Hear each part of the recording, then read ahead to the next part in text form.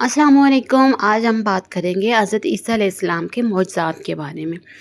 हज़रत ईसा अलैहिस्सलाम के बहुत ज़्यादा मौजज़ात हैं। आज कुछ को हम डिस्कस करेंगे जो अल्लाह ने उनको नवाजे थे। सबसे पहले हज़रत ईसा अलैहिस्सलाम जो थे वो बिन बाप के पैदा हुए बच्चे थे। हज़रत मरियम अलैहिस्सलाम उनकी वालिदा थी और वो एक बहुत पाकीज़ा औरत थी और अल्लाह ताला के हुक्म से उनके यहाँ एक बेटे की पैदाइश हुई जिसका नाम पहले से रख दिया था हज़रत ईसा अलैहिस्सलाम। ठीक है, गेवारे में बात करना। आप मतलब गेवारा क्या होता है कि जब बच्चे को झूले में डाल दिया जाता है। जब आप अभी नन्हे बच्चे थे, झूले में लेटे हुए थे, बोल उठे और अपनी वालिदा मरियम की पाकीज़गी बयान की। ये सबके लिए बहुत बड़ा मौजज़ा था क्योंकि बच्चे इस उम्र में बोल नहीं सकते। जब हज़रत मरियम पे इल्ज़ाम लगाया जा रहा था कि ये बच्चा किसका है, तो हज़रत मरियम ने इशारा किया हज़रत ईसा की तरफ कि ये मेरी पाकीज़गी बयान करेंगे। तो हज़रत ईसा अपने झूले में बोल पड़े थे कि मेरी माँ एक पाकीज़ा औरत है। इसके बाद हज़रत ईसा अलैहिस्सलाम का जो मौजज़ात में आता है वो मिट्टी के परिंदों को ज़िंदा कर देते थे। आप मिट्टी से एक परिंदा बनाते, इसमें फूंक मारते तो वो परिंदा अल्लाह के हुक्म से ज़िंदा होकर उड़ जाता। इसके अलावा अंधे और कोढ़ी का जो मर्ज़ था ना, उसको भी ठीक कर देते। अगर कोई पैदाशी अंधा होता था तो उसकी आंखों में रोशनी आ जाती थी और कोढ़ी जैसा मर्ज़ भी अल्लाह के हुक्म से आप ठीक कर देते थे। हज़रत ईसा ने कहा कि ये सब मेरे अल्लाह के हुक्म से होता है। इसके अलावा मुर्दों को भी ज़िंदा करते थे। आपने अल्लाह की कुदरत से कई मुर्दों को ज़िंदा किया था। ये मौजज़ा इंसानों की समझ से बाहर था और अल्लाह की ताकत की एक निशानी था।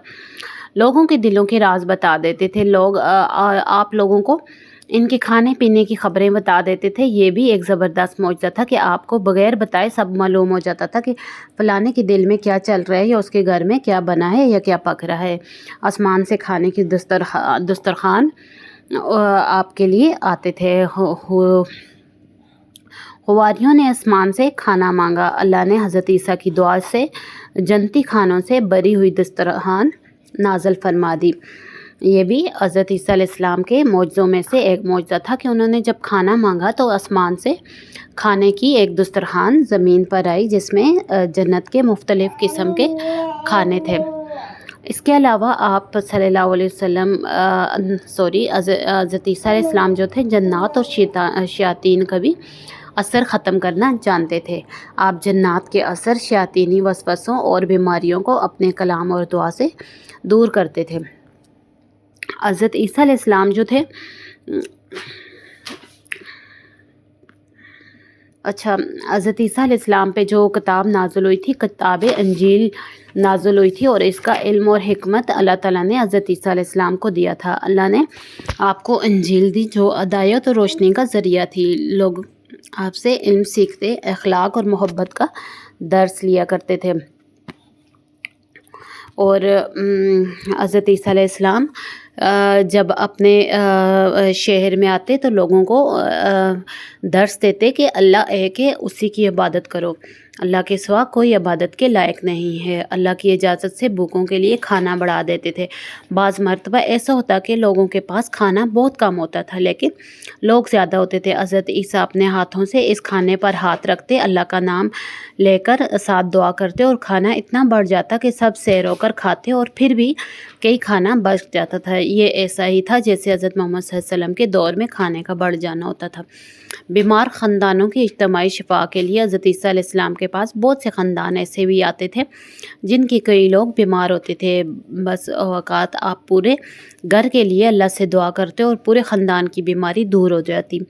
ये लोग आपके सच्चे बन जाते और सिर्फ़ एक अल्लाह की इबादत करते थे। इसके अलावा भी आप हज़रत ईसा अलैहिस्सलाम के कई मौजज़ात हैं, तो ये जो मेन मौजज़ात थे वो मैंने आपसे डिस्कस किए हैं। इसके अलावा अगर कोई दुश्मनी करता तो भी आप अल्लाह से दुआ करते तो वो फ़ौरन आपका दोस्त बन जाता।